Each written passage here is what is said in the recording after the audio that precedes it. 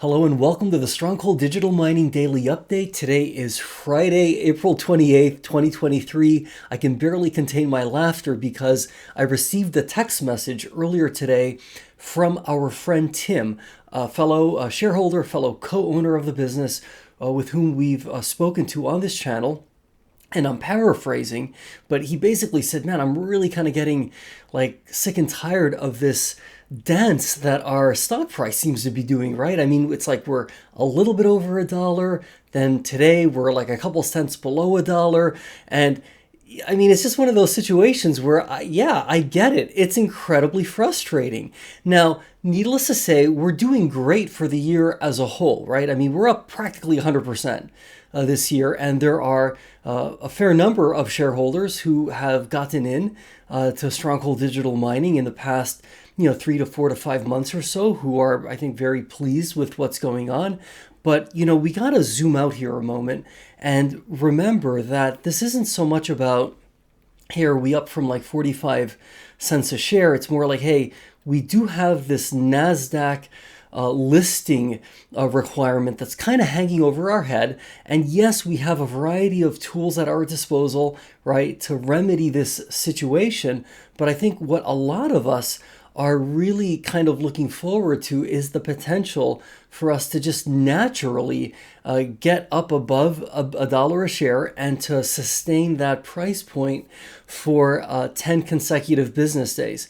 Now, something that's really interesting is that this morning a press release came out indicating that Stronghold Digital Mining is going to be having its, not only its earnings release, but its conference call regarding Q1 2023. That's the quarter that just ended at the end of March. Well, we're going to be having this call, right, this earnings release on May 11th, which I believe is a Thursday, at 11 o'clock in the morning.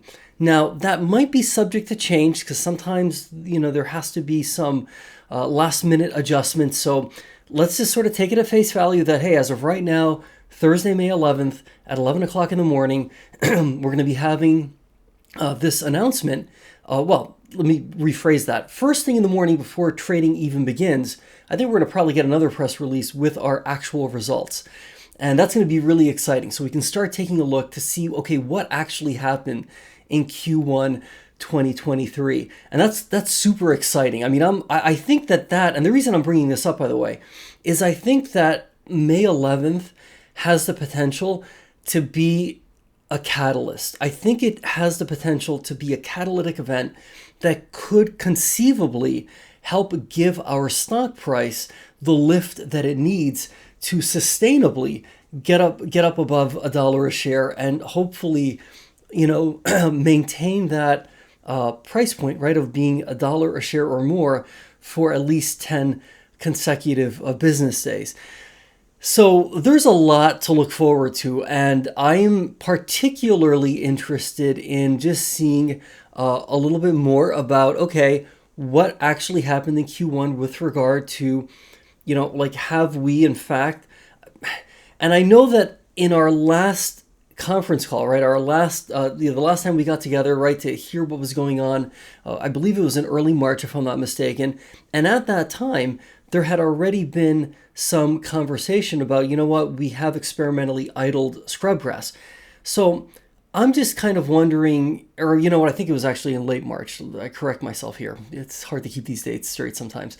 But basically, we had begun to experiment a little bit with this idea of like, hey, let's just idle a plant. In that case, it was scrubgrass for certain periods of time, and let's just import electricity straight from the grid at a dramatically cheaper price. So I'm just kind of curious if there's going to be a bit more context and color as to, whether or not towards the very end of Q1 2023, did we do more of that?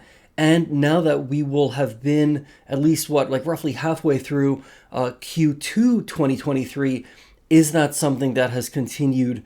Have we been experimentally idling Panther Creek and scrubgrass on a more routine basis and importing power from the grid? Speaking of grid prices, so right now in PJM Penelec, which is where scrubgrass is located, grid prices right now are at about $23 a megawatt, which is incredibly like a very low price, right? And then over in PJM PP&L, it's about $20 a megawatt. Now, Bitcoin priced in dollars per megawatt hour is currently at around $81. So again, the spread between roughly $20 and like $80 is astronomical. But there are a variety of other considerations that go into sort of the mathematics, right? Of like, hey, do we actually just idle one of the plants or both of the plants and import that cheaper power to run our data centers? And one of the main considerations being, hey, well, what if you have a spike suddenly in grid pricing? Would it be more advantageous to be running our power plants and simply be able to divert the electricity that we're creating at a net cost of power that's being guided right for Q1 2023 of between $45 and $50 a megawatt hour? Are we diverting that power to the grid because we can, the economics of doing so will produce a larger margin? So, that's something to consider as well. So again, I'm sensitive to the fact that there are a lot of variables that go into this decision. And so I support whatever decision we're making because I recognize that the decision we are making is being guided by mathematics in the full sense of the word, right? It's designer.com dashboard makes some relatively simplistic assumptions about what's going on. I recognize and I acknowledge that in the real world of operating these power plants, there are other considerations, such as the ones I just mentioned, that kind of go into the decision making. You don't want to find yourself in a situation where grid prices suddenly spike, and hey, you're importing power from the grid. You can't necessarily take a power plant that's in idle mode and take it to full power like in a nanosecond. It's going to be a process. So you have to just watch out that you don't find yourself in a situation where you can't do any Bitcoin mining because you were relying on importing power from the grid. Suddenly the grid has gone up in price, and so your economics are upside down, and then you're stuck because you're idling a power plant that you can't just like instantaneously bring up to full power. Okay, I digress. I think that something I want to start doing, and in fact I might introduce this next week, is to kind of maybe separate some of these updates out. Like maybe there can just be an operations update. I'm very passionate about operations, but I think for a lot of individuals, and I get this, it's more like, hey man, all I care about is the stock price. What's going to happen with the stock price? What are we doing? Where's the stock going? Right? All eyes on the stock price. Whether or not we're idling power plants, importing from the grid, making our own electricity, who cares, right? All that matters is the stock price. I get that.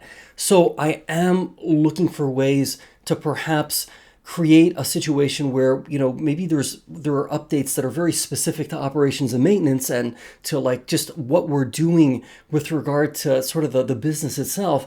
And then updates that are purely focused on technicals. Hey, here's what's going on with the stock price. Here's what might happen with the stock price. Let's look at the price of Bitcoin. Hey, what does the chart reveal?